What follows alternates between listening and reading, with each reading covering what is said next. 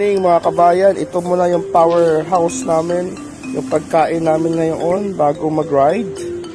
Yan. O, ito na. Ito yung bike namin ngayon. O, ito yung uwi kong kasama. Yan. Ito yung first namin na pag-vlog. Sana subaybayan nyo kami hanggang matapos namin yung vlog sa isang taon. Okay, good morning. Few moments later. Kumusta mga pedal movers? So nag-antay ako ng kasama ko dito.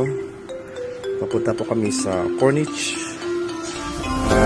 Medyo malapit lang dito. Kaya yun ang starting point namin para sa aming bagong first namin na rides na medyo malayo sa atin kasi kami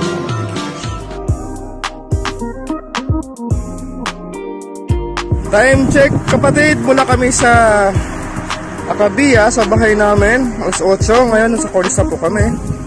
Ayan. So, umaga ngayon, kaya napakaganda ng dagat at tanawin dito sa Corniche Kubar. Ayan. Okay, konting pa siya lang. Ito yung Corniche na sinasabi ng mushroom. Pero building siya na mataas. Na ilang story ba ito? Sumapit yung stories ito. Ayan, ito yung dagat ng Corniche Kubar sa umaga. Ayan sila, maraming tao ngayon kasi nga winter. Nagpapalamig sila dito sa Dalampasigan. Ito yung isa sa mga rides dito sa Corniche Kubar. Ayan, mga kabayan. So, ito yung namin, trip namin. Ayan, malinis na na dagat dito. Ayan, kung makikita ninyo. Oh, ganda no. Okay, sana samahan nyo pa kami hanggang matapos namin yung rides namin. Yung goal namin na papuntang university side. Okay, papakita din namin dito yung mga nangingisda sa umaga. So ito sila. Usually umaga maganda mga isda dito dahil medyo marami daw ang isda. Ayan.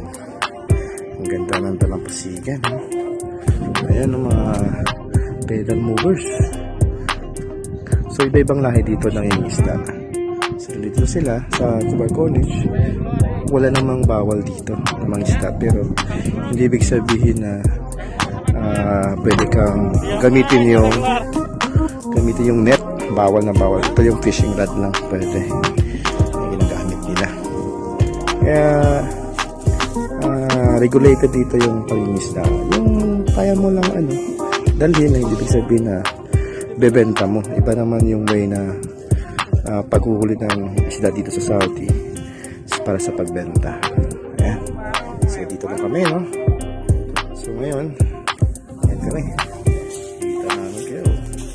Ayan kami. Ayan. Okay. So actually mga kabayan, mga pedal movers doon sa kabilang dayo. Ito kasi ito ang Arabian Sea. Ayan.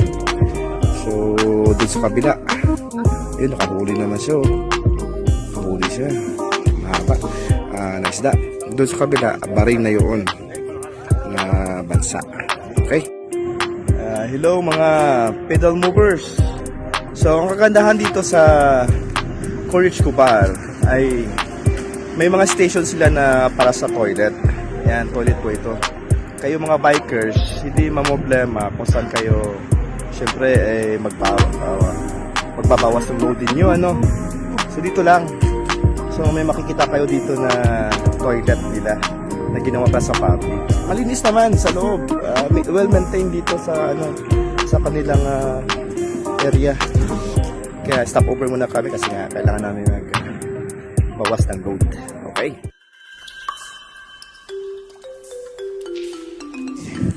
Hello again.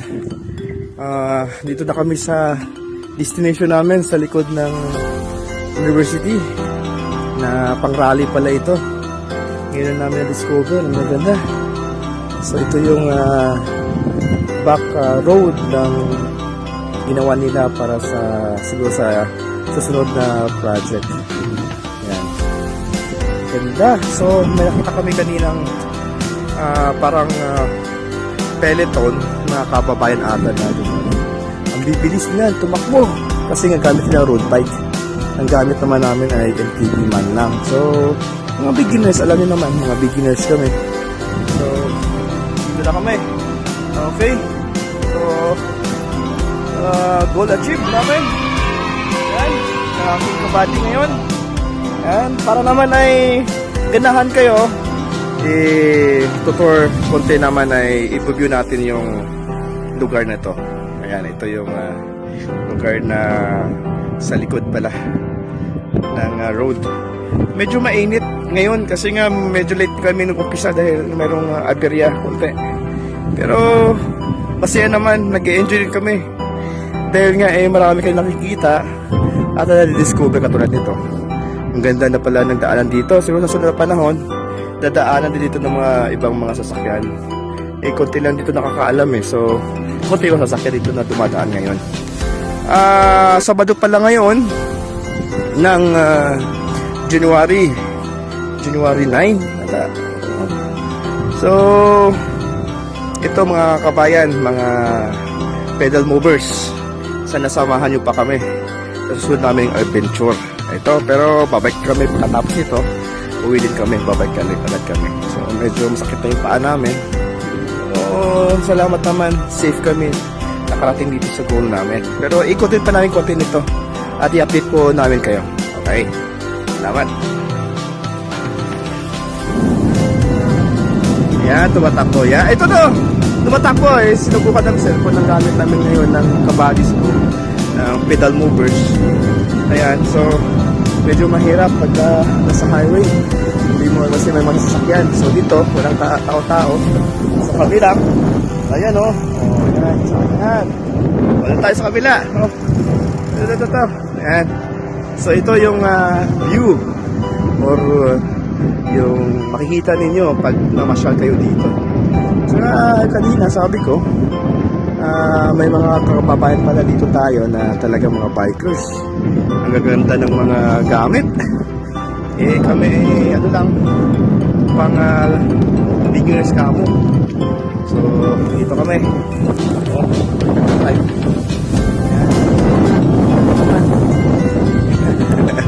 So, sana pagpatuloy nyo yung pagsubaybay sa amin hanggang matapos namin itong ngayong taon 2021. Marami kayong mapuntahan at nandyan pa rin kayo na sumabaybay. Ayan. So ito yun yung kwento ko kanina sa likod ng university. So ito yung lugar na to. Okay, sige, para mabisbis yung pag-bike ko may ulit. Ayan, mga pedal movers, medyo haba-haba pala itong road na ito, on the road pa din. So kasi may hindi naman masyadong mabilis yung takbo, kaya medyo haba para sa akin. So bakit pa ng project dito banda ng Saudi, ng Eastern Province, sa particular dito sa Raqqa banda itong policy.